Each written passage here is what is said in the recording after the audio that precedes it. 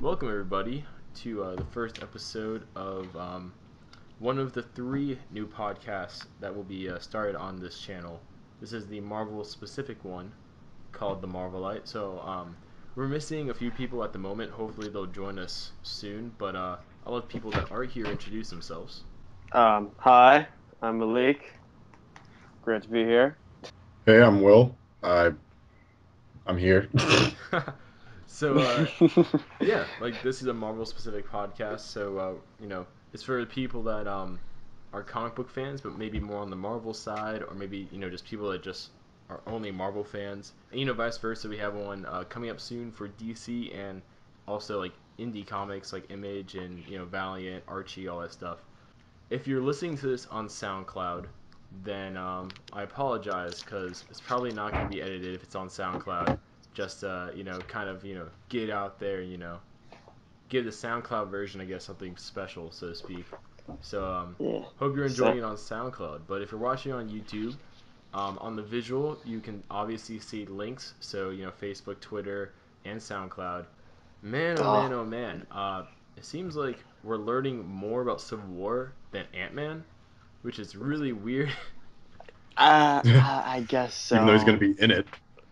Yeah, like it's this weird thing. Like every time I check, I'm like, oh, new Marvel movie news is coming out. What is it on? It's Civil War, and I'm like, but Ant-Man's like a month away now, almost like two Eh, months away. Like you'd think I, Yeah. you would think the biggest like news would be that, but Marvel's surprisingly has kept Ant-Man very much under wraps.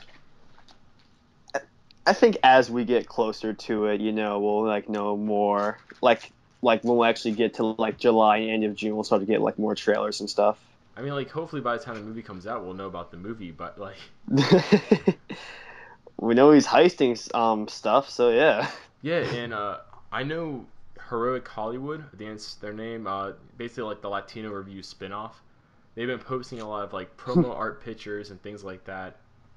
Like with the Iron Man, like the new Iron Man suit, and which is very much Bleeding Edge inspired, and the Yeah, it new looks Captain good. America Yeah. outfit, and they also do the same thing for DC stuff. But the one thing that gets me is like I'm not trying to discredit Heroic Hollywood by any means or say that their scoops are invalid, but whoever's sending them this promo art, I think it's the same artist. Hmm. Dude, like works for her. Oh, really? Like I've noticed like the same logo on it. I'm like, wow, that logo looks out of place. Where it's like an H, Well, I mean, and it like looks like Iron Man's armor. not the logo necessarily, but I just mean like the art style and like the drawing. Like whoever's making this promo art, I think it's the same person overall. Like I think it's one of those cases where maybe they saw it and they just like did very specific notes or maybe took like a blurry-ish picture of it or something like that, and then they hired an artist to draw it because the art style is way too similar to be like official promo art. You know what I mean? Because Mm-hmm. they have different Uh, artists doing it. They don't have the same yeah. person, especially I see what you mean. Batman v Superman, Civil War, all that stuff. They definitely would not have the same concept artist kind of guy, so to speak. Especially because Marvel hasn't done like a cease and desist at all. Eh. Yeah. Well, Like, well, like it doesn't seem like Marvel actually have something like that taken down with picture leaks or something. I mean, like Warner Brothers is really funny about it. So Yeah. the fact that Heroic Hollywood's like posting all this stuff, um, but no, like I honestly like if these drawings are accurate. Like obviously the Captain America one is it seems quite accurate, which I'm totally fine with Yeah. because it's Just like a brighter up version of the Age of Ultron suit. yeah, and It seems The to Age of me. Ultron one for Yeah. all intents and purposes is it's pretty good. So like I'm not surprised Yeah. they're not changing that much. But the Iron Man one, I'm just really curious on it's obviously Bleeding Edge inspired and it's a totally different armor and I'm just curious like what's going to be the improvement, you know what I mean? Like besides an aesthetic change, I what's can going to be see him different? adding like maybe vibranium. He's like take a book from Ultron, a page out of Ultron's book, Like, oh, That'd be he used interesting. vibranium. He's Yeah. actually pretty cool. Now I'm gonna use vibranium, make my armor stronger. That'd be interesting because Cap shields vibranium in the movie, so like maybe I guess to balance it out Yeah, more. Even though I yeah. kind of hope he doesn't, because I feel like if they have Cap and Iron Man going toe to toe, definitely Cap's gonna need to have that vibranium, like shield edge, so he could like really damage the armor. Yeah.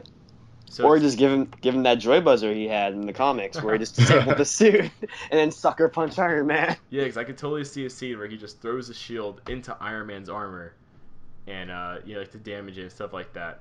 But I could totally see, like, let's say he does it to one Iron Man armor, and then they have a fight later on. But this like new Iron Man bleeding edge armor is vibranium. And Iron Man just pretty much like knocks it down. It's like sucks to suck.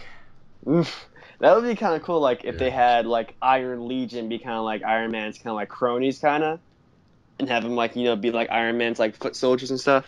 Yeah. Well, I don't really see them doing the Iron Legion anymore because Tony Stark pretty much like pseudo retired, so to speak. So like he's not really a part of the Avengers at this point, so I don't really see them using the Iron Legion.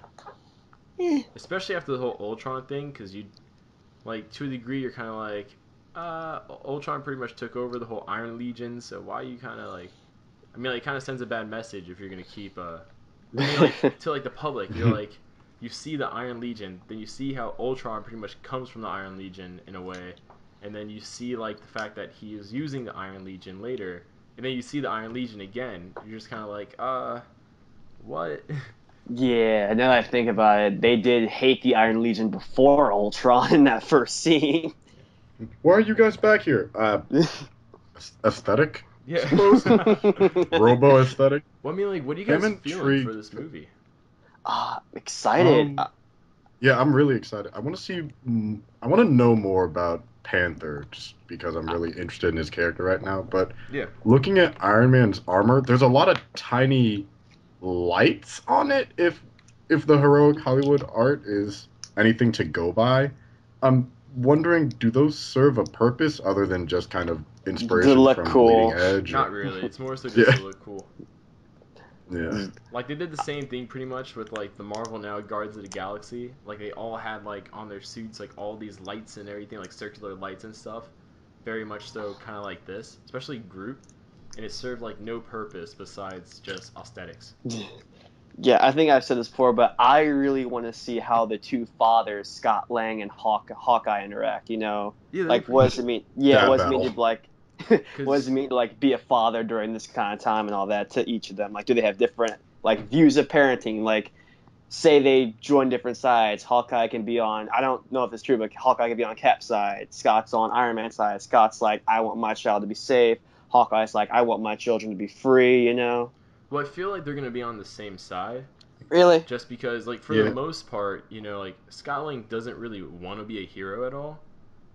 Like in the comics, he's never been a very, like, flamboyant hero. Like, flamboyant in the sense where he's, like, actively going out and doing super heroics. Like, even in his comic right now, he's, doing a security job. And Yeah. And it seems like they're really reinforcing the fact that he only wears the suit just because it's necessity. Like, when he shrinks, he needs the suit because it gives him oxygen, because he's too small to breathe oxygen, like, normally, because it would kill him.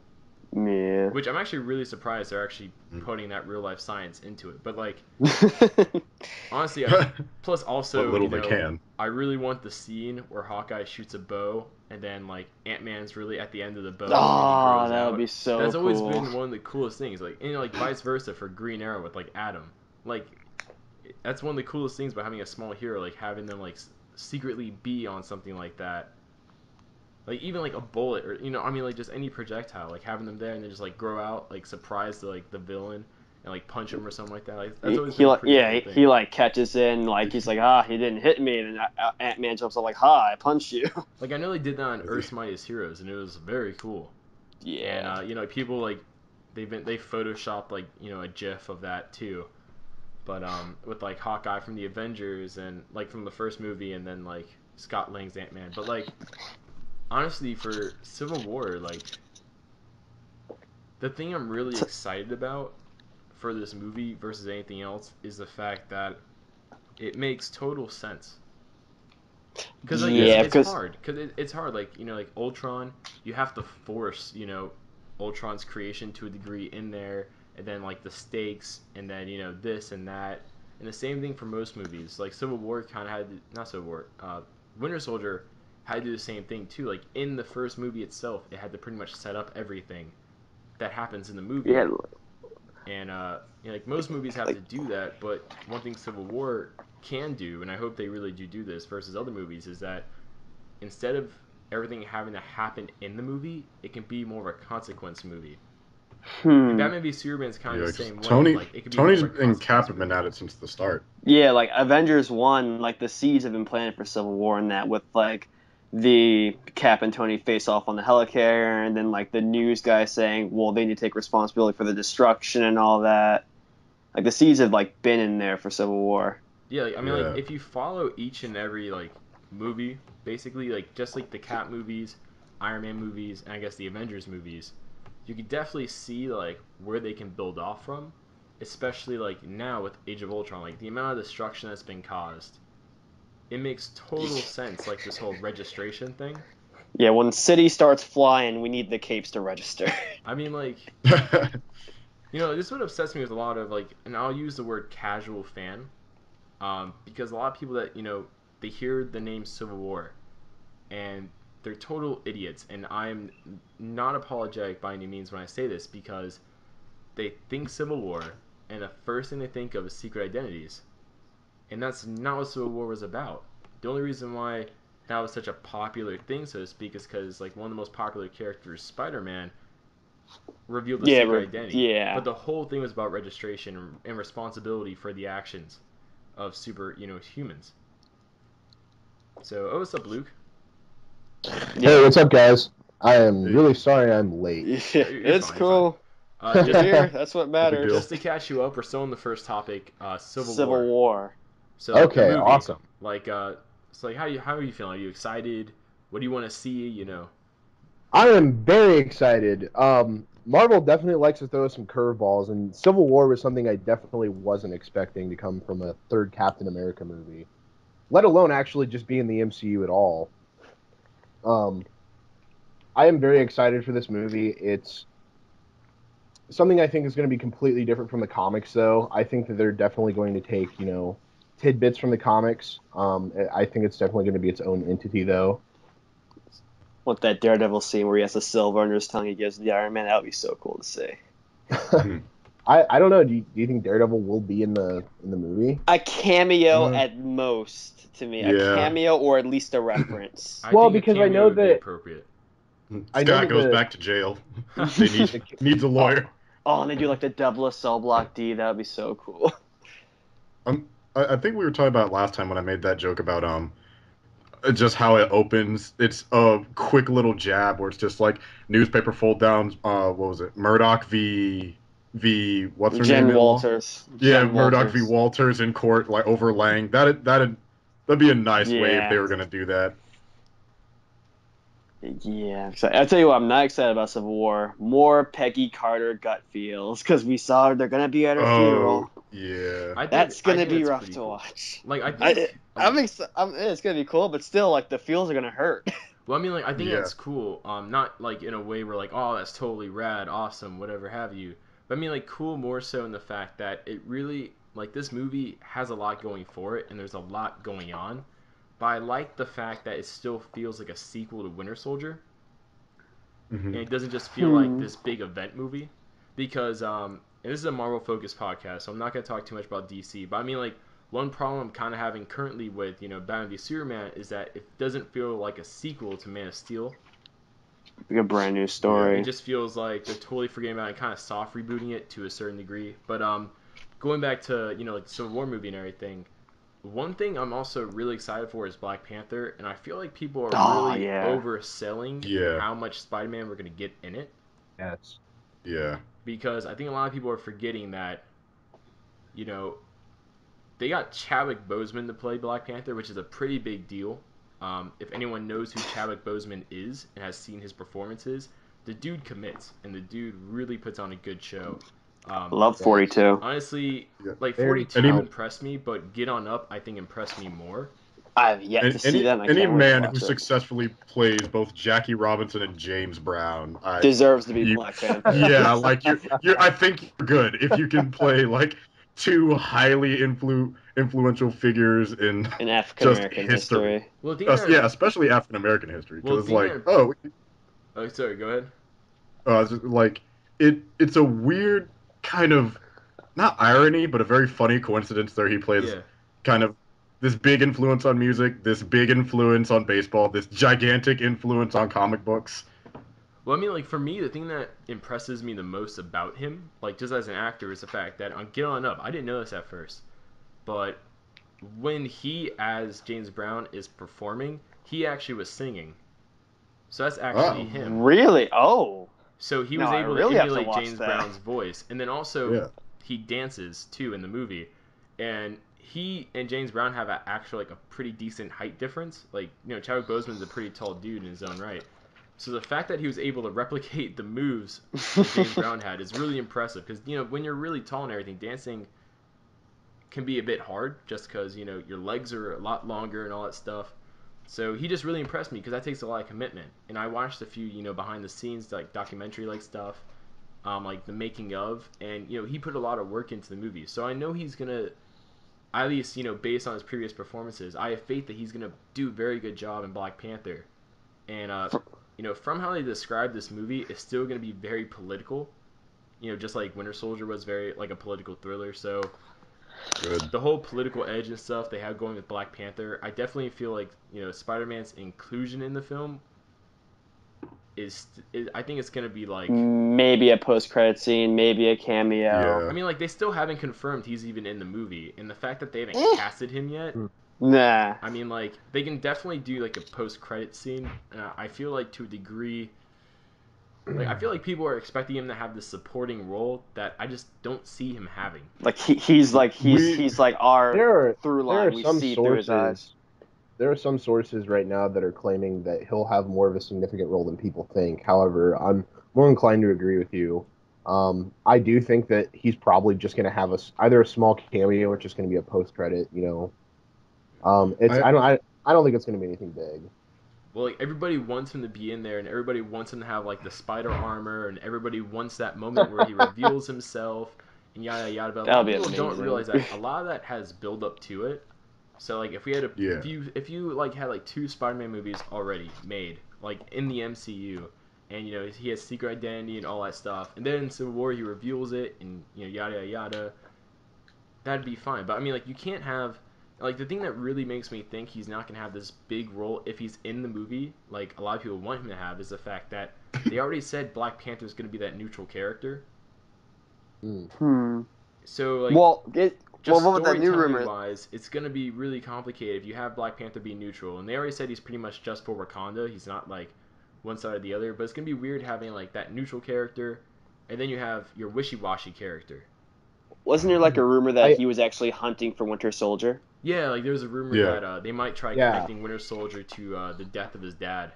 Oh, you screwed over Wakanda. That didn't fit right in. I think for this movie, I think Winter Soldier, parent, Bucky Barnes, parent killer. I think for this movie to flourish, I think that they need to not lean one way or the other when it comes to being on Cap's side or being on Stark's side. I know that it is a Captain America movie, but this is also Civil War. Yeah, that was a problem for me for the I think they need to keep this morally neutral, but also morally gray at the same time. I think they already do a good job of that. I'm sorry. I think they do a good job of that. Go ahead. Yeah. No, I was just saying. I feel like if they would do that, I feel like it would sort of kill the magic of the movie. Yeah, I agree. I think like they already do a good job of that with Age of Ultron. Well, have you guys seen Legend of Korra? Yes. Yeah. Okay. Yeah, I love it. I feel like Civil War, and I hope they don't do this, but I feel like just naturally they're gonna do this. And I feel like they're gonna do like Legend of Korra, like Amon, for example. Amon had a totally good, thing going, yada yada. Like you could totally support his cause. Until like the end, like he went a little bit extreme with it. And I think that's what's gonna happen in this movie. I think the Registration Act's gonna get passed, and all that stuff. And honestly, for all intents and purposes, that makes total sense. Like if this happened in like the things that happen in these movies happened in the real world, hell yeah, they're gonna want to register and try to control, not maybe control, but like regulate these superhumans and what they're doing, because they nearly destroyed like a whole nation to a degree, and then just they're getting more and more powerful, and these more dangerous threats are emerging all the time, like registration is not something that's totally out of this world for governments to want. So I mean, like, that makes total sense. But I feel like what's gonna happen is they're gonna have the good idea, they're gonna have the right direction, you're gonna totally be able to back them up. But then something's gonna happen, not directly near the end of the film, but I'd say maybe, obviously, probably like near the climax, where they're gonna take it a little bit too far. And because it's a Captain America movie, at that moment, I feel like until that moment, until like that climax, like that climatic moment, it's gonna be definitely like you can go either or. But then like at that climax and then following, you're definitely be on Captain America's side. Like, I feel like they're gonna have a Legend of Korra syndrome, where it's like, at first, yeah, you totally understand the cause of the antagonist, and it makes total sense. You can support them, but then something's gonna happen, and you're gonna end up supporting, the main character at the end of the day, which instead of Korra would be Cap. Makes sense. Yeah. I was about to say, Yeah. do you think they're gonna, or think they'll have like, oh, there's a bigger threat, and now we must stop fighting and fight that threat? I mean, like, because Zemo's still in the movie. That's true. Yeah, like. God, I hope they do not waste his role. Well, supposedly it's rumored he actually he doesn't die, and he continues on. I mean, like he lives. So believe when I see it. Yeah. I mean, like the rumor is that they capture him and stuff, but he doesn't die. On screen. It really, yeah. It really did bug me in Age of Ultron. Spoilers if anyone hasn't seen it yet. Thomas Kretschmann's character, Baron von Strucker. Oh yeah, Strucker. Oh, he was there for a total of 3 minutes. He got axed. I was like, man, that is not only a waste of a good character, but it's a waste of good talent. And his blood was put on the wall. Yeah, Ultron made it very clear. He was like tying up loose ends. I didn't really. No more Nazis. Honestly, I felt like if that was how they were gonna do von Strucker, they should have just had him on Agents of S.H.I.E.L.D. more, because they kept referencing him. Yeah, and they even showed his face on Agents of S.H.I.E.L.D., which shocked me because they never show a movie character's face like that. Yeah, I mean, like, they might as well... Like, they had his right-hand man be on Agents of S.H.I.E.L.D., but I mean, like, they might as well have just had the actor on Agents of S.H.I.E.L.D. for, like, a few episodes or something like that. Did List survive? Yes. Technically, yeah, he did, actually. Because, like, I remember, like, they were talking... War was talking, like, oh, List and Strucker, they're all gone. It's like, oh, wait, List died? I mean, like, I feel like he was either captured or he escaped, because they didn't show, like, him really later on. They just kind of showed Strucker, and then, like, they finished that battle scene and stuff. But do you guys have anything else you guys want to say on Civil War? I feel like we've talked it quite a bit. One more thing. William Hurt returning as Thaddeus Thunderbolt Ross. I love the continuity. Fingers crossed, Red Hulk. Fingers crossed, Red Hulk.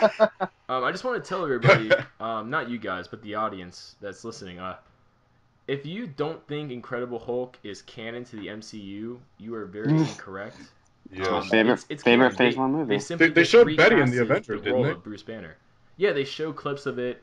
If you and the Marvel Avengers. Twitter pages that they have for the movies, they have an Incredible Hulk one that constantly still updates on stuff. Unfortunately, people forget about that movie, and it's highly underrated. It's so good. I did. It really is. I thought it was really good. Like, honestly, just because it doesn't have a sequel does not mean it's not in canon. Yeah. No, and everyone needs to keep complaining why they're doing a Planet Hulk movie.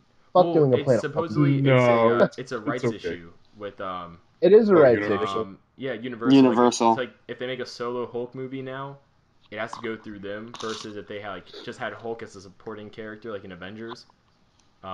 Which I totally understand, I guess, in that capacity, like just behind the scenes. It's probably such a big hassle, they just decide there's no point to it. I keep hearing everyone say, like, for a sequel they just want a Planet Hulk movie, and I'm like, there's so many other stories that you could tell other than Planet Hulk. So many. There are. The problem is that for most people, like for like the Hulk and stuff, you can do only a limited amount of movies. Like, you can either do the Manhunt movie where he's on the run from the government, which they've already done. So you gotta do that one. Or you could do something like Planet Hulk, but then the problem is, CGI, like the amount of CGI and all that stuff, versus, actually showing the actor. Which I'm sure Mark Ruffalo wouldn't have that much of a problem with, for the most part, because he seems like a pretty chill guy. And he seems like he's gotten a lot more comfortable wearing the mocap stuff. You could, like, You could like make Hulk like a psychological thriller with him like fight the Gray Hulk in his mind and stuff, Oh. you know, like they did in the animated series and all that. Like That that would be cool. They haven't done that yet. Yeah, That I would be would like it'd be all trippy and stuff. Well, I mean, it seemed like they were going to do a movie with the leader as the second villain, which would have been pretty cool. But I guess, you know, the right stuff comes into play. And Leader's still alive too, because he, if you read there was a tie-in comic that showed that he was actually captured by Shield and put in like a Shield facility. It's like, yeah, he's still around. Like, don't know if they'll get him now because dude play the Leader is now in Fantastic Four, but. Oh yeah, so let's get on to the next like main topic, so to speak. So Secret Wars, are you guys reading it? I've read the main. I didn't read the tie-ins that came out this week. I read the tie-ins that came out the other week. Well, I mean, like, so not I read the tie-ins, but I mean like the main book. Oh yeah, I've read the main books. Because like that's obviously I've the most read the first two one. issues. You read the first two? Yeah, it's only two issues out right now, I mean, like, so you're caught up. Good, so.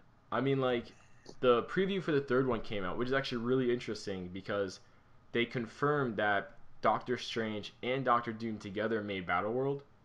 Strange Doom. And that Strange is the 616 Strange, and he also remembers the world before.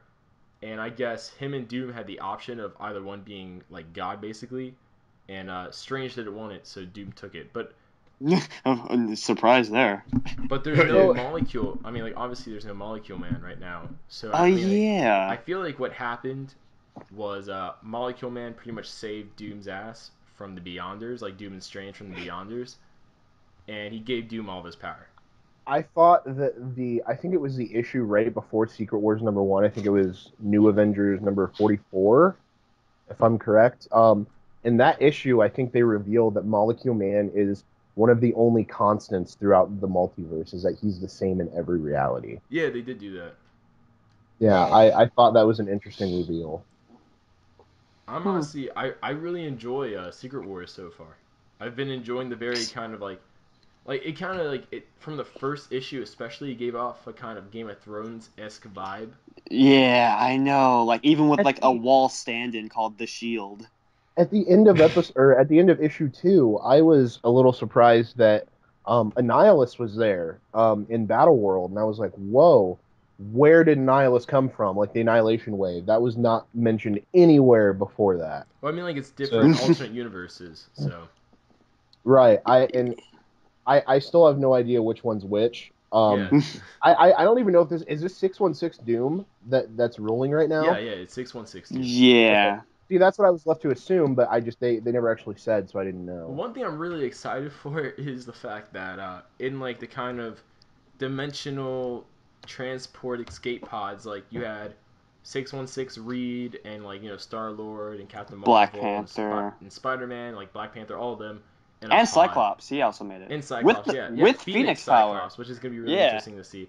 And then on the other hand, you have the other one, which has like Thanos, the Maker, Maximus. It has Evil 1610. Well, not really evil. He's just more like he doesn't care.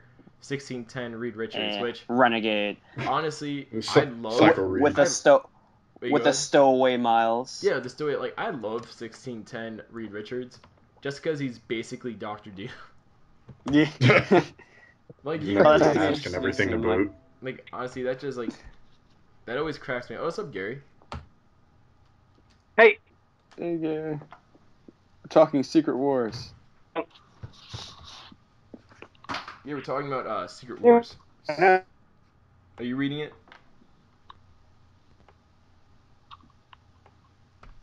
Awkward silence. Yeah, Gary? Hey. He's calling the incursion point. I have a lot of time right now, so I couldn't mainly read stuff. Hey, Gary, we can't really hear you that well. Sorry, I'm on my phone because that's the only thing I have right now. Oh, okay. Is this better? It's cool. Yeah, it sounds better. Yeah. Okay, I thought it might. So, are you reading Secret Wars right now? How you feeling about it? I can't. I want to read Secret Wars really badly because it looks super interesting, but unfortunately, I can't. I read a lot of.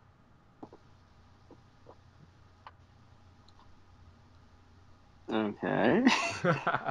Oh, he's in a lot of something.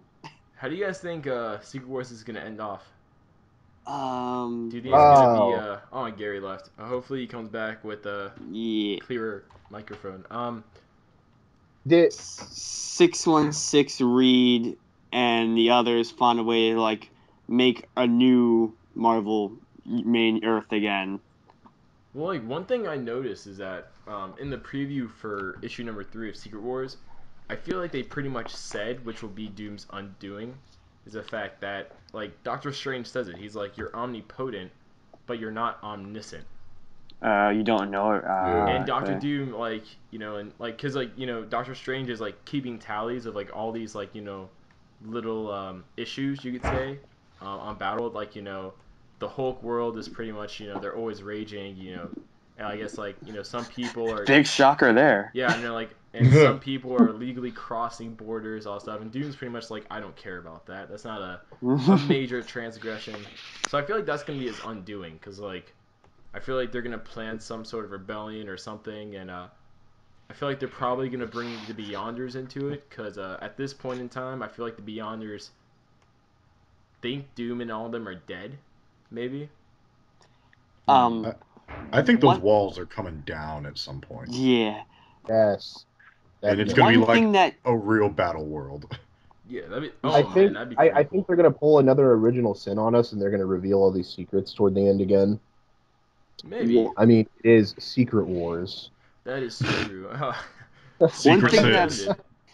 one thing that confused me was like, all right, so if you read Spider-Verse tie-in, it says the main Spider-Man, Peter Parker, disappeared several years ago. So I would assume that's because he was the one on the ship.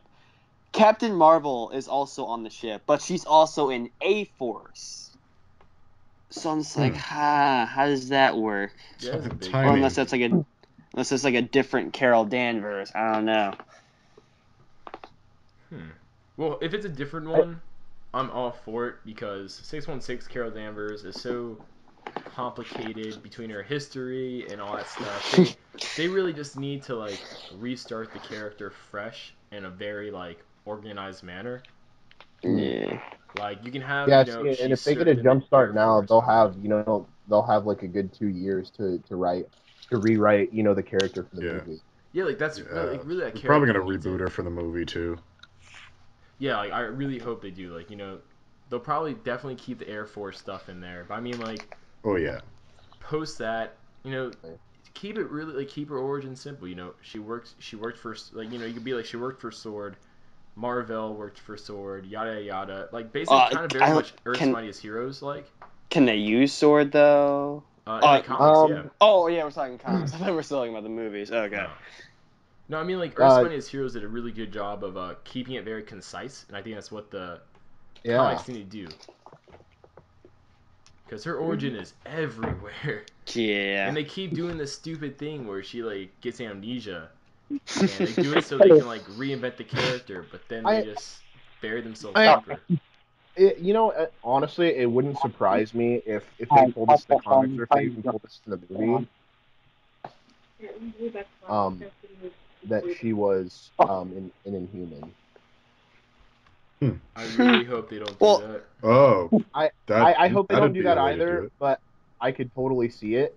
Just because it would be simple. I mean, we have Inhumans now on Agents of S.H.I.E.L.D. Well, I mean, like Miss Marvel's Inhuman Marvel. Well, like the new Miss Marvel is Inhuman, but I mean, like I feel like if they were to do that, they get a lot of negative backlash. Yeah, like they're already getting some like they'll like in replacing X-Men with the Inhumans a lot. Like them being like the center face in the comics and all that. And again, Marvel gets a lot of negative backlash for almost every movie that they do, and they seem to not really care. So I mean, like they have a formula and it works. Like financially speaking, it works. For the most part, their movies get favorable reviews. So like if you look on Rotten Tomatoes, it's not like a movie's getting like a 40% at all. Their worst is like a 70. Yeah, like that's still pretty good. I mean, 70% of people. That's a C. It's a pass. Yeah. Yeah, like they're passing. They haven't technically failed yet, which is good. I guess that's good. C's get degrees, but C's get president C's. Yeah, true. Bush. How do you guys think the first meeting between 1610 Reed and 616 Reed will go? Oh, I think it's gonna be hilarious. I was actually thinking that with Doom. Really? How with 1610 or like Reed meets Doom, 1610 Reed meets Doom, they like completely agree on everything. Like, oh my god. Like they would, because 1610 Reed's pretty much 616 Doom. Like, for the most part, like Hickman writes him like he writes Doom. Like 1610 Doom is like no one cares about him at all. Yeah.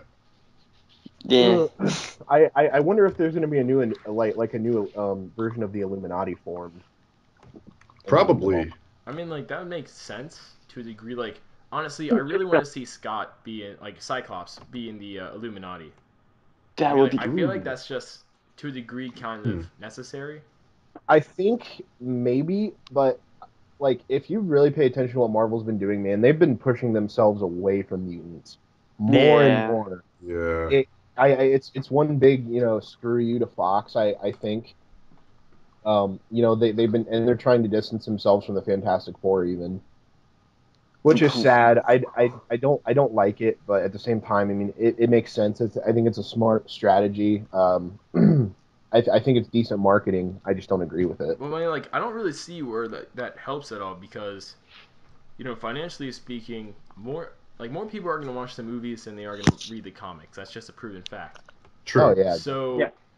If all these $1 billion people are watching a movie and then they're buying your comic, you're just making money. If you end the comic, only the comic book fans are gonna see that and are gonna think you're smiting the public, like the movie rights, all that stuff.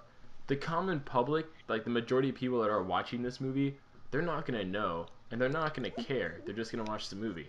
I think they're doing because there is that like a pretty not a big but pretty sizable amount of people who are like, oh, these movies actually make me want to go look at the comics and the websites and all that stuff more and learn more about the actual comics and stuff. So they want to see, hey, it's kind of sort of the same when you go to the comics. Like Fantastic Four, it's a very old comic, so I can see them. I guess it looks like they're ending it and they're gonna have all the members kind of do their own thing, which I can see. Because you can only retrend the same kind of thing over and over again for so long. Because they've ended the Fantastic Four multiple times. They've ended everyone multiple times. They've done it I almost too bought many that times, issue too. And they kind of don't have I don't think they have a way to properly end the Fantastic Four anymore at this point. So except kill them. Yeah, exactly. So I mean, them doing their own things, I'm pretty cool with it. Honestly, out of all the characters, I would love a Ben Grimm solo book. Explore his days on Yancey Street, all that stuff. Johnny character recently does need reinvented.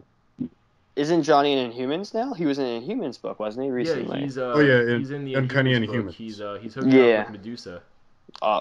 Which is a really big FU to his history with Crystal, honestly. Yeah.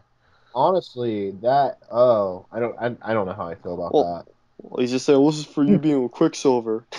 I mean, it'd be really funny if Black Bolt finds out and they're gonna fight or something like that. And Johnny Storm's Johnny's gonna get wrecked. I know, right? It'd be really funny if Johnny's feeling all good about himself. He got a little Medusa in his life, so he's standing up a little bit taller, and he's flame on. He's going after Black Bolt. Black Bolt's just he maybe uses a little giggle and it just wipes Johnny Storm off the map. He'll just sneeze and the flame goes out like a candle. And then Medusa flame on, flame off, and just bam. That's it. Then Medusa gets even more pissed at Black Bolt. No, he whispers stop. At that moment, Medusa's just kind of my man's home. Because she's a woman, and let's be honest, the king hath returned. For the most part, they get a little crazier. Here come the feminists. They can come at me. I'm not apologetic. Oh my. So I can just see her being it was all a test or something like that to make you jealous, yada yada. And then Black Bolt kind of rolls his eyes and is like, I have 4 other wives, so I don't need this guy. Yeah, they always forget that he has multiple wives. What would be amazing if Marvel Medusa's just the only one that looks human. Wouldn't it be amazing if Marvel did the 5 wives just to piss off the feminists for the Inhumans movie? That would be amazing. I mean, didn't they already do that with the Spider-Woman cover? Oh. And that's coming from me as a feminist. I gave no shits about that cover. I just thought it was bad art. I mean, like, I don't care if it shows her ass. It's just anatomically wrong. I mean, like, most superhero females are anatomically wrong in the first place. So, like, exactly. I'm like, it's been like this forever. It was just bad. Like, it's like they take every very attractive female and they're like, hey, we're giving them superpowers. Like in a real world kind of setting, it's like if every hot girl you saw had a superpower. Like, I don't know how there's any supermodels in the Marvel universe that don't have superpowers. Mary Jane. I mean, like, yeah, like Mary Jane, like, she's like a one She has in the a power million. of money. I mean, and also, you know, a lot of people are like, and this is going back really briefly, going back to like the whole Peter Parker thing. A lot of people are like, man, like, how is Peter Parker gonna, like, I mean, like, he has to be like this ugly guy, or I mean, like, stuff like that. I'm like, not really. Like, look at the people he dated. Like, once he Gwen reached college, Stacy, Liz Allen. like, once he reached college, he was like Silk, Cindy. He was getting all the girls, man. Like, he got Mary Jane, who's a supermodel. Like, a supermodel just doesn't date a freelancer, like, photographer just cause. Like, you know. He has a great personality. And I really hope, very funny. Yeah, I really hope they do Mary Jane, by the way. Also, they do supermodel Mary Jane, not, like, actress Mary Jane. Because, I mean, like, that was fine for the time, but, I mean, like... Eh. The time was also, like, 2000, so... Yeah, I mean, like, well, it was very much, pretty much, like, Ultimate Mary Jane. Yeah. But, I mean, like, you know, give me my supermodel Mary Jane. Like, I'm not saying that because I want to see a supermodel on screen. I'm saying that because I want to see a supermodel on screen, but I want to see, like, you know, the comic dynamic they had. Because it was really interesting sometimes seeing, like, Mary Jane being the one bringing home the most money. And Peter Peter it's nice to have a woman bring being home a little the bit bacon. emasculated by that and being like, you know... Man. And then Mary Jane being like, I don't care about the money. It's not about the money. I love you. And you know what I mean? Like, you got those heartwarming moments. Hey, look, good writing. Hey, look at me. Wouldn't that be good if, like... Good writing. I wouldn't take it different. Like, maybe do, like, how Spectacular Spider-Man handled Mary Jane, where she was, like, you know, this awesome, cool girl, and like, outclassed Peter a bunch of times and all that. She took an interest in him. Do you think that they'll do Gwen Stacy again for the new Spider-Man movie, or do you think they're going to skip right to Mary Jane? Honestly, as you know, all right, so first and foremost, I'm going to say this as someone who, you know, was a big Gwen Peter fan for a long time before the Amazing Spider-Man movies. Like, my favorite book is Spider-Man Blue. And okay. Well, I mean, that's my favorite. My favorite is technically the Master Plan or Story Arc, but every Valentine's Day I read Spider-Man Blue as a tradition. Oh, cool. But anyways, like, Gwen Stacy for the longest time was a very bland character. You know, like a lot of characters were. Like Flash Thompson was. That's what I've heard, actually. Besides the bullying aspect, Flash Thompson was very bland for the longest time. Like, you know, like the later, you know, backstory stuff about him, like, you know, he was abused and at home and all that stuff. That came later. And just like, you know, Gwen Stacy recently, like, I feel like she's held up on this pedestal just due to, like, you know, the death of Gwen Stacy arc and all that stuff. Yeah. You know, just like a lot of other people are in real life, they're held up on this pedestal, you know, when they've been gone for so long. But honestly, if they skip Gwen Stacy, it's not gonna do any harm. Like, she was the first love, so to speak, but Mary Jane was the end game in comics, so you know, like, you know, in regards to love interest. So if they just go to Mary Jane, that makes sense. But if they do Liz Allen, I think that'd be a pretty cool twist. Just like Spectacular. Something the fresh. Literal first crush. I mean, like, that'd be pretty cool. Or if they did Betty Brant. Oh yeah. Because a lot of people forget Betty Brant, like, you know, Peter would ask Betty Brant out every once in a while in comics when he was still in high school. Yeah. And Betty she had kind to, of like, always turn him down because, you know, she was too old. Yeah, she kind of always shrugged him off. Like, I think in comics, he asked her, like, to be his prom date, and she was pretty much like, I think I'm too old for you. You know, to be your prom date. This changes nothing. Peter's game strong. Yeah, he did. He got a lot of girls. Like, you know. He did. Unlike Daredevil, who got a lot that died. Yeah. Horribly, we might add. Like, everything Daredevil's penis touched died.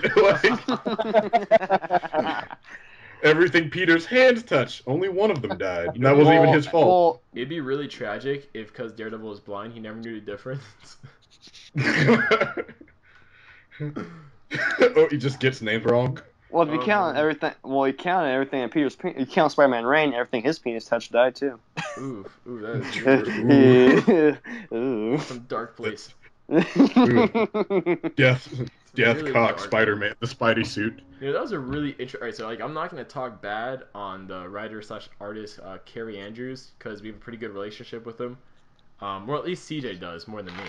But yeah, that's a really interesting book. That book went places I didn't really expect to go. like made me I like feel the story things. concept. It's just it was a very interesting way it was handled. Yeah, like the same final way, production.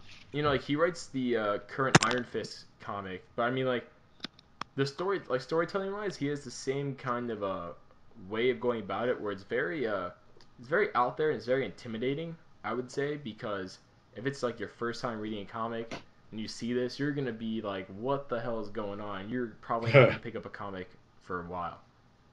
So he has a very I guess you could say Frank Miller's kind of the same way. They have a very kind of aggressive way of storytelling, which is like, most comics are kind of laid back in their storytelling, and they're very much like, new readers can go read it and like old readers can go read it. But in cases like Frank Miller, Carrie Andrews, I would say, or Kyrie Andrews, I think that's how you might pronounce it. But I would say definitely they are not a first timer kind of comic. Yeah. I would say Hickman isn't exactly a first timer kind of guy either, but well, I mean, like, No, it depends how far Hickman you are. I mean, like, if you're on like the first few issues, you can definitely get into it to, like, I mean, like, you might have to reread it again or something like that. But man, if you pick up issue number 40 yeah. of Avengers, you have no chance. Yeah, I know that I know that someone started reading comics recently, and they started with Hickman's run of Infinity. And I'm like, oh my god, why would you start there? Oh no, don't. Like, he's one of those writers where it's like I compare it to like watching a movie series. I mean, like, a TV show series, you can kind of catch on really quickly. But like a movie series, like if you watch Star Wars, right, and you start with episode 6, there you missed a lot, and you're probably not gonna really understand all that much. Or I mean, like, if you understand it, you're not gonna really understand it the way you may, like, you're kind of supposed to, like the full extent of it. So yeah, like Hickman's a He'll start you out easy, but like when you've been around for a while, then all right, take off the little kid gloves. Honestly, I feel like Hickman, he just writes the whole thing at one time, and then he just finds parts where he just chops it, and that's the end of the issue. Because like a lot of writers, they write their comics like a TV episode, kind of, so to speak. So like there's beginning, middle, end part, and usually they do cliffhanger or something like that. Like Dan Slott does that a lot. But then you have like Hickman, it's like a movie, and he just finds a random part that, like, it's just like when they play movies on TV and they like have those really random commercial spots. It's That's like that. Yeah. He writes like the whole thing out, and then he just finds the random parts he wants to cut it for a commercial. Oh. That's how I see Hickman's writing. Yeah. Hickman, I'm coming at you. We're coming for your Hickman. Josh is coming at everyone. Feminist, Hickman. Oh, I've been coming at feminists forever. They already hate me. Can we talk about that whole argument, that debacle from Age of Ultron, briefly? Yes, actually, I would love to talk about that. The issue that drove him off Twitter, because like here's the thing, I am for feminism and all that shit. I'm all for all equality, but like I don't get where people got that idea from. It's like, she can't have children, she's a monster. It's like, did we forget the part where she's an assassin who was in the KGB? Did you glance over that? Or? I think it's just like where the lines are placed. She said it immediately after said she was sterile. I think that's what kind of triggered everyone. Like, oh my god, you hate sterile women. She's like, I'm a monster. I'm like, yes, you are. You kill people. I think that Mark Ruffalo on Twitter really said it best. He defended the movie. He didn't say a whole lot on it, but he definitely defended Joss. and his decision to write it like that. There was someone on Twitter that tweeted to Mark Ruffalo, I believe, and they said something like, made Black Widow a like "I made her a dependent. damsel in distress, Yeah, and you made her a love story." And Mark Ruffalo just replied saying, "Funny, I thought Bruce was the one that got a love story, and he's the one that needed saving." I thought that was Yeah. I thought that was actually very powerful what he said, and very uplifting. He was sticking to his guns, and I really respect that.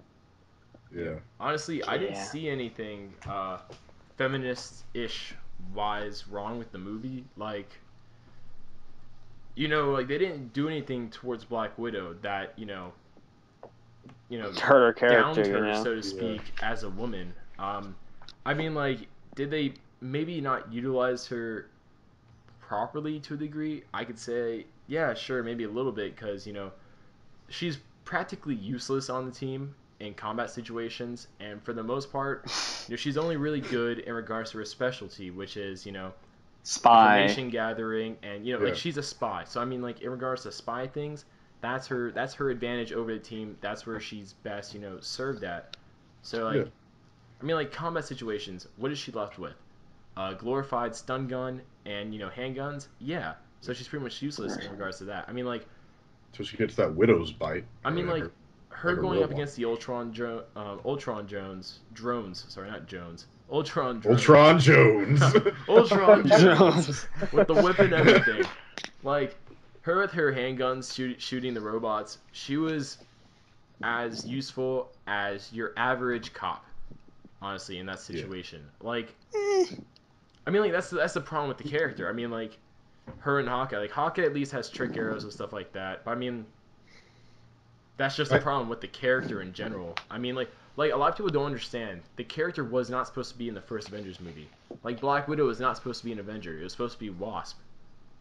Yeah, actually, Joss wanted Wasp in the movie originally. And due to the fact that Edgar Wright was still, writing not writing, but they're still in development with the Ant-Man movie, which is totally Edgar Wright's fault, by the way, if nobody knows that. Like the Ant-Man movie was supposed to come out in Phase 1, like basically right after Iron Man. Yeah, and, it was. Edgar Wright kept pushing it back more and more. So I mean, like, I don't blame Marvel for basically replacing him because he was just dilly-dallying, and I'm gonna get a lot of hate for this, but I think that it was a right decision for Edgar not to make this movie. I see what you did there. I mean, supposedly he very much didn't want to conform certain things to the MCU, which I can see, being a creative mind, yeah, that makes sense. But I mean, like you gotta know what you're signing up for. Well, I mean, like, I'm sure his script and everything was perfect when the movie was supposed to come out. Which was around Iron Man, when you didn't really have this big universe you had to fit into. That was in the mid 2000s, so yeah, that was like 2007, 2008. But I mean, now when you're gonna release your movie at this point, yeah, you're set definitely in a fictional universe where a lot of shit's gone down. You're gonna need to adapt your story to those things.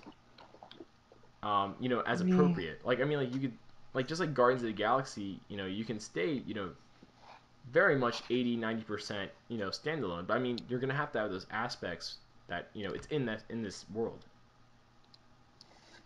So makes sense. Like the whole Ant-Man thing, basically, like like I said, Black Widow was not supposed to be a member of the Avengers in the movies. It was supposed to be Wasp. So I feel like Joss is kind of in a position, like a bad position, in that regard, because he has to be like, it's basically like you have this woman, like you have this normal woman. How are you gonna make her useful in this movie? You know what I mean? Like Intel. That's it. I mean, like yeah, like that's all you can do, and cool if we get like a You can only play the same string on the guitar over and over again. I mean, like... Which, I'm glad they're adding more with the new Avengers that we're getting. And even in the movie, when she got caught, she wasn't a damsel. She immediately... she found a way. She got the minute he left, she's like, Morse code, time to get out of here. Like, she's kind of saved herself, because they didn't know where she was. Or Ultron, for that matter. I mean, so like, she brought the team over. She's at least she's resourceful. Yeah, she's resourceful. I mean, like, if they just showed her there being useless in a cage, yada yada, That'd be Yeah, one thing. But at I least see the argument, but she did stuff. she definitely did stuff. And I mean, like, one thing I wish they had, supposedly in a deleted scene / original script, something like that, they had it so there's a plot twist between the Black Widow Hulk relationship, where they pretty much say like, I mean, like Black Widow pretty much revealed that she was playing Bruce Banner the whole time. That would be amazing. So I mean, like basically, Bruce. she was doing that to keep him on a leash. You know what I mean? Like playing with his emotions and stuff, so she could be used. I mean, like so she could be the one to calm him down. And I think that would have made her too unlikable. We would have been like, oh, you. Yeah. well, I think that would have been I perfectly hate you. fine for the character. Like the whole I know. manipulation thing. Like Yeah. that's a definite spy, I attribute. think Yeah, but the backlash would have been ridiculous. Well, I mean, like people Yeah. obviously would have been like, "Whoa, what?" And I would have been like, "Do you know what a spy does? Yeah. Do you know what the persona is, the disguise is? Like who's A your lie. daddy? Who's your daddy?" A lie is what. Anyone that gets that reference, you get like 10 cookies. I don't get the cookies. Marvel Masters of Disguise. Oh my god, Okay. that movie. Oh, okay. Oh, I do remember it. Oh, okay, now I remember. Yeah, remember that? Who's your daddy? Who's your daddy? Who's your daddy? I just remember. Turtle Club. That's all I remember. The turtle scene. That's all I remember from that movie. Stupid film made me laugh. Yeah. Anyways, Anyways, I think if Marvel wants to keep the Black Widow character useful throughout the MCU, I think they could pull the Hydra twist if they really wanted to. ooh. Because she's had long ties to Hydra before. I know that she was an agent before. And honestly, I think it would make sense for her to sort of be this sort of like maybe sort of like a sleeper agent for Hydra. She may not even be fully aware of it. That'd be interesting. I don't know. I don't think That they'd do or it though. KGB. But, Heck, bring in like like the old like Black Widow program back and like bring our handler back or something like that. Yeah. I saw. so basically, do Salt the movie? Basically. What was Scarlett Johansson? That's pretty much what a Black Widow movie would be like. Anyways, it'd be like a cross between Jason Bourne and Salt. Yeah. There was I want it. Have you guys seen the Alex Luthor trailers? No. Yeah. Oh. He does a bunch of fan trailers on YouTube. They're pretty well done. I think he did one for a Black Widow movie, where what happened was they reinitiated the program and she had to go back and like fight the other Black Widows from the past. So it was like Natasha and the other ones. I'm like, if they did a solo film, that wouldn't be a bad idea. That'd be a good way to and if you want to get her off the team for the people that want to have a solo movie, and the people that want to diversify the team and kind of take her out for a little bit, that's what she's off. She's off killing the other people trying to take her mantle. Honestly, I'd rather just have a Shield movie and have like Hawkeye and Black Widow get sent to take care of that. Have Coulson show up. I mean, like the only reason I say that is because like Black Widow by herself, she kind of lacks certain things like resources, and I mean like Shield would be able to give that to her. And also, I feel like if you were to make it like, and a lot of people might disagree with me, but I feel like if you were to just make it Shield the movie basically, like I mean like call it Shield, I don't know, I feel like you kind of broaden yourself more to like you could have that storyline definitely, and that would be the storyline, and Black Widow would be the main character, and I guess you'd have Hawkeye as like her partner / supporting character, not love interest though. Which would be interesting. I'm sick of seeing every superhero movie force a love interest in there. It's ridiculous. Yeah. But they haven't really done that with Captain America too heavy. I really like the way that they're writing. Well, I mean, like that was definitely a bonus. Like, imagine what Captain America: The Winter Soldier would have been like if they were to force Sharon Carter in there as a love interest and all that stuff. I mean, like it's stupidly repetitive. Be that good. It makes it seem like men can't have pretty women as friends. I mean, like, it's not only that, but I mean, like, it beats the same drum every time. I mean, like Iron Man did a pretty good job of that. Like not having Pepper be an immediate love interest and kind of like Tony Stark, just due to his flirtatious personality, maybe he was just kind of flirtatious, yada yada. Plus, they have a history together, stuff like that. I mean, like it built. I mean, like, it wasn't like this immediately forced thing, but the Jane Foster Thor relationship was so rushed. I could, you know, freak. Let me get a good idea. Or a good example. So I could ask Usain Bolt to run 50 meters, sprint 50 meters, and before he would finish, the romance between Jane Foster and Thor would have happened in the movie. That's how rushed it was.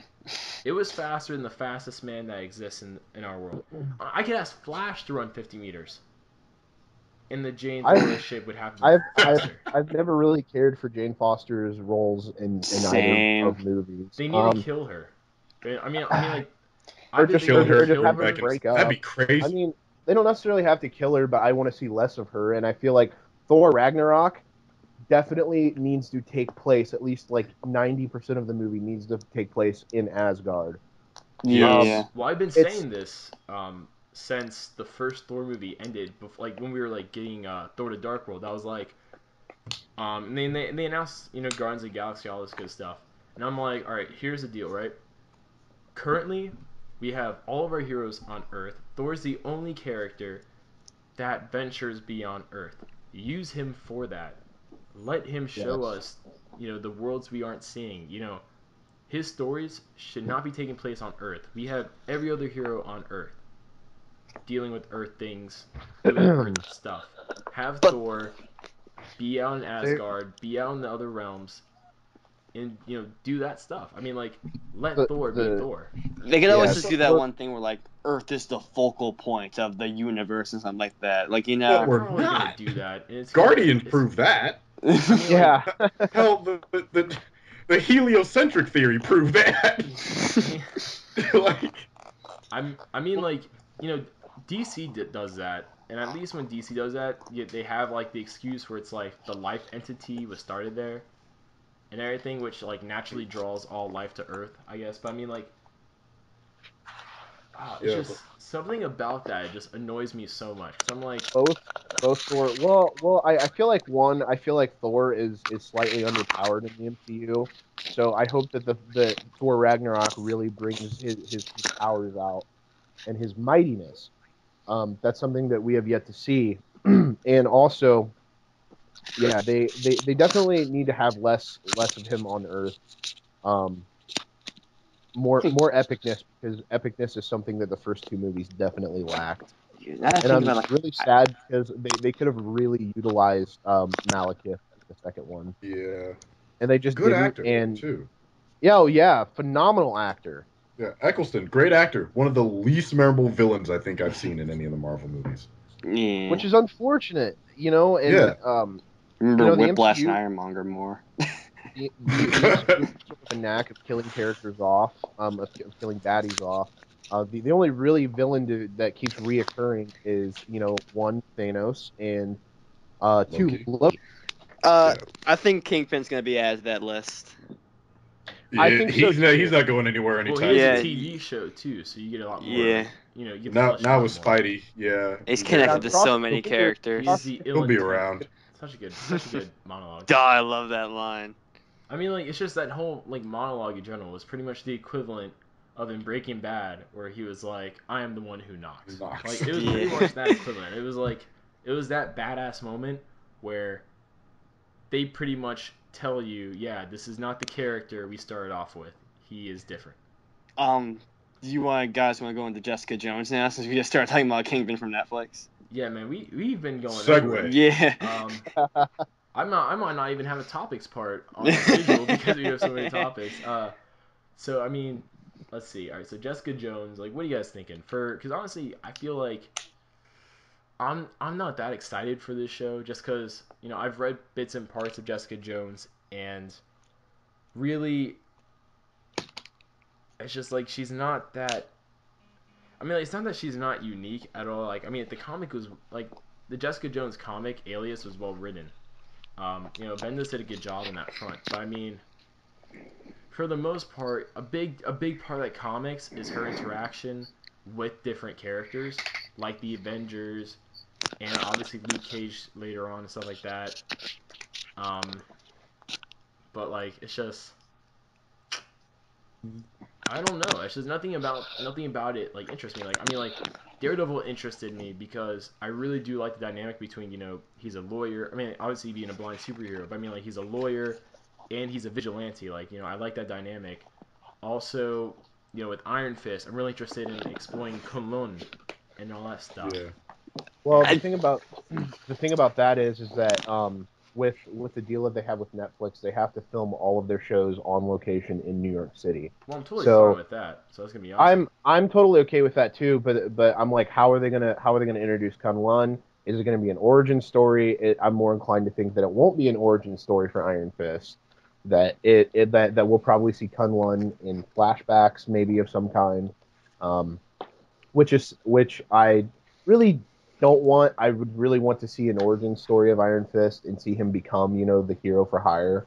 Well, I think that's what we're gonna get. I think it's gonna start off with him returning, taking over his father's company and stuff like that, like the Rand Corporation. And I think we're just gonna get flashbacks. I think it's gonna be very much like Arrow, where we get multiple flashbacks during the episode. But I was thinking like going back to what you said about Jessica Jones. Marvel made Batroc the Leaper cool. I think they can do a good job with Jessica Jones. See, and David Tennant is a phenomenal actor too. But he's gonna play a horrible rapist now. Yeah, they're slowly gathering the doctors across the Marvel universe. Like we had the 9th one as Malekith, we have the 10th one as the Purple Man. I don't know, maybe Matt Smith will come down the road as some villain on the Defenders or something. He'll turn out to be like Thanos' son in the Inhumans movie. I could actually see him as Maximus the Mad. Ooh. Oh. That's actually not bad. Bring in Peter Capaldi as, I don't know, pissed up. He replaces Thunderbolt Ross. I'm actually really interested in the Inhumans movie just because the dynamic between Black Bolt and Maximus is very much like the dynamic in the movies between Thor and Loki. Yeah, but I kind of want to see Lash as the villain more for the Inhumans movie. Oh yeah, I don't think Maximus would be the villain, because I feel like that'd be a bit too much like the Thor movie. People will call them out on that.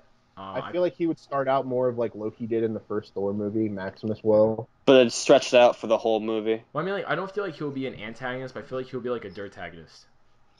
We're getting off. We were talking about Netflix and Jessica Jones. We went to the Inhumans. Jessica Jones. Jessica Jones. All right, so Jessica Jones. How do you guys feel about Luke Cage in it? Because I will bet you guys $20 this is Luke Cage pre-powers. Oh, definitely. Well, absolutely. It says she's good.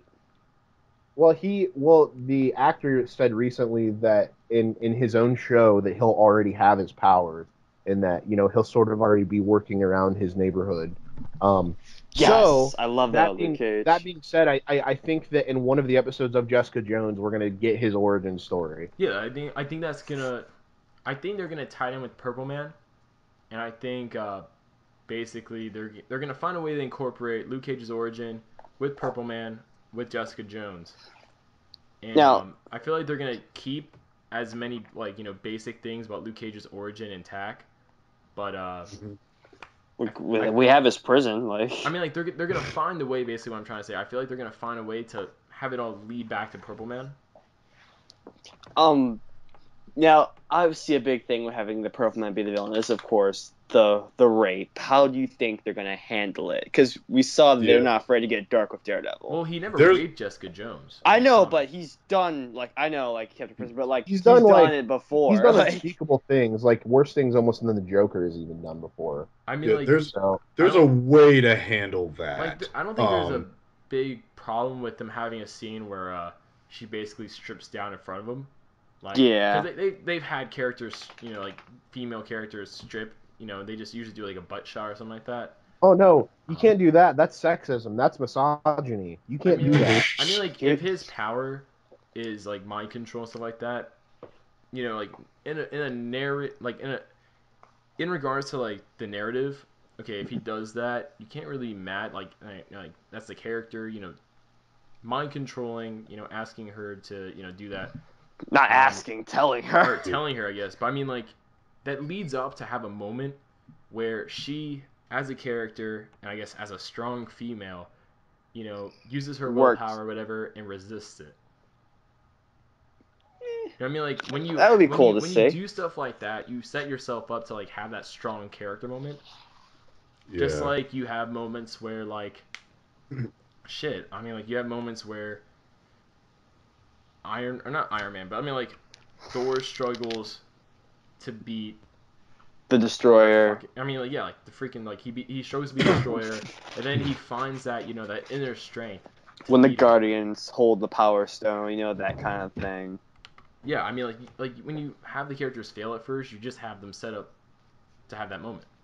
Yeah. So I feel like that's what they're gonna do with Jessica Jones. They're gonna set her up to be used by Purple Man, but then find that inner strength.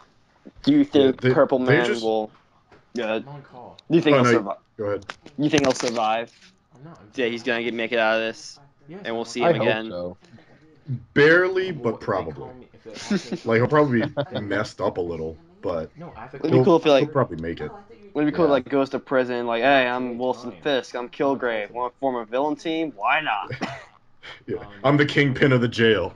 Oh, name drop. That's. But yeah, I'm excited for Jessica Jones. You guys saw that that poster they released. The poster? It's the same as the Daredevil poster. Where it looks photoshopped. It is photoshopped. It is photoshopped. It looks poorly photoshopped. That photo was taken a few days ago on set of her walking down an alley. And someone had sort of cheaply photoshopped it. I don't know if it's legit or not. All right, guys. So Bendis posted it, so of course it must be over an hour. So want to talk Marvel Telltale game real quick before we? Sure. Give them a quick spiel. All right. So Marvel in 2017 will be releasing a Telltale game, and anyone who knows Telltale knows their games are point and click and choice based. They've made games like The Walking Dead, The Wolf Among Us, Tales from the Borderlands, Game of Thrones. And we don't know anything about the game. We just know it's Marvel and it's coming at us in a couple of years. So yeah, what do you guys think of it? I definitely think that it's not going to be an action-y game. It'll probably be more character and story based more than anything. I would have thought that this first. Then I played Tales from the Borderlands, which has amazing and high action scenes. Like there's an insane car chase scene. I'm like, oh yeah, they can totally do as much action as they want. Like, don't doubt Telltale because it's a point and click. Like they can get crazy with the action. All right, I will, pose this question to I guess the people still listening. If you're still listening to this, first off, tell me what not Daredevil. Tell me what Deadpool's favorite food is. No one here answer it. And then second, answer. Are you excited for the Marvel Telltale game? Yes or no? Yay or nay? Yes or no? Whatever have you. And yeah, probably gonna go down like how Armin said it would, where they'd probably do it in trilogies or whatever for the stories. Doing that, like part 1s, part 2s, but I would do it like, well, I was thinking like, all right, so like Tales from the Borderlands, you're basically like telling a story, and like the story can take like insane like jumps and like complete things. You can like make up the story as you go along. So like, what if it's like it's just Deadpool telling a story about the Avengers, and the story just gets insane and doesn't make any sense because you're telling the story as Deadpool. Like that'd be kind of cool. Yeah. Deadpool just somehow in the MCU just hello. He's sitting in the chair with the pipe. Let me tell you a story about the Avengers. All right.